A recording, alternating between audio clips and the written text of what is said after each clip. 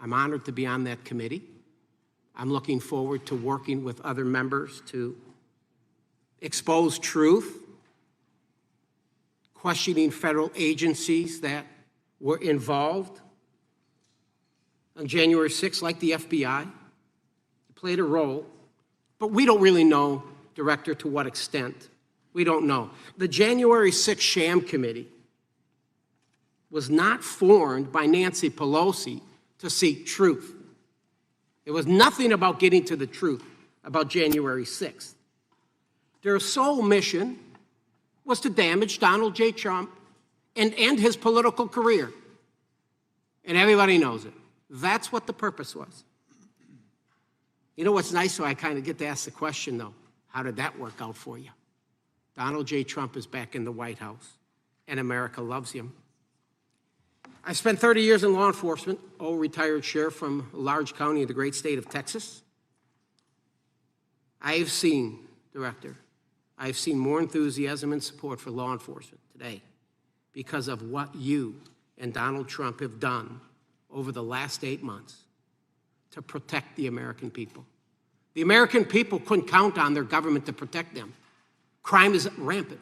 And now we have a president and an administration that puts the American people and their safety first. It's interesting, a few minutes ago, a classmate reached out to me and sent me I told him, I said, yes, we got Director Patel in front of our committee today. And Andy Kane wanted me to tell you, he said, quote, tell him we love him.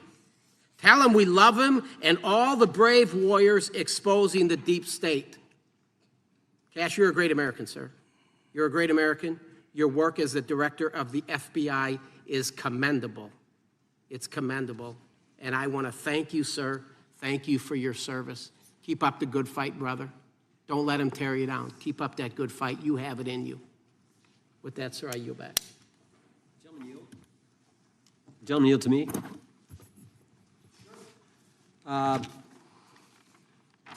Director Patel, there were 26, the gentleman mentioned the select committee, there were 26 confidential human sources at the Capitol on January 6, 2021.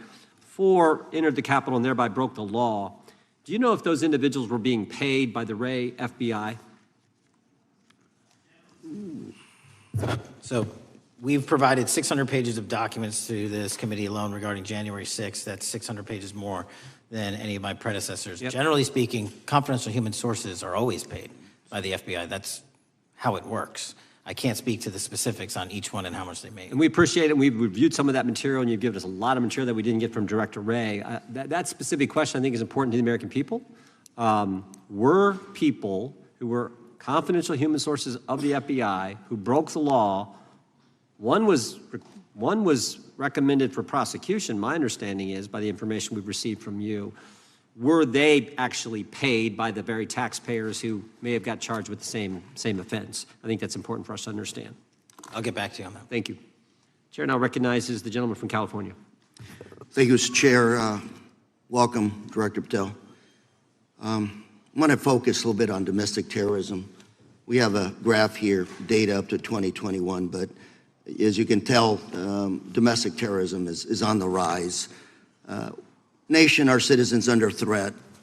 We saw the assassination of Charlie Kirk, 2 assassination attempts on the president, school shooting, Minnesota last month, and closer to home, just a couple of days ago, Huntington Beach, peaceful vigil for Charlie Clark, infiltrated by neo-Nazis who essentially made the local individuals attending that event fear for their safety. All of us know that a lot of these domestic attacks are by lone wolves, but yet they do leave clues, social media or elsewhere. Director Patel, you're it. You're the thin blue line.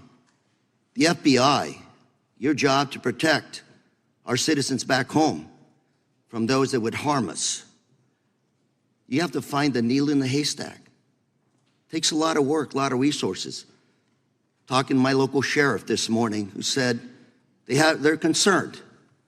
Federal cuts to local grants that help them do the job.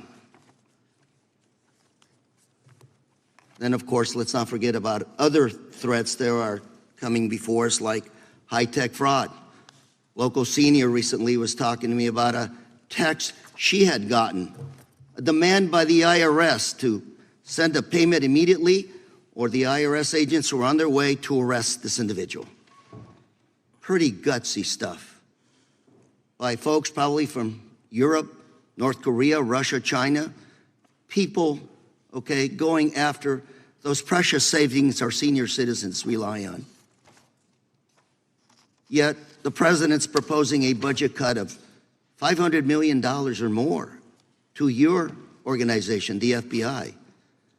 You've said that that'll essentially equate to about 1,300 less jobs at the FBI. So I'm going to ask you essentially, what is it that we can do to help you do your job?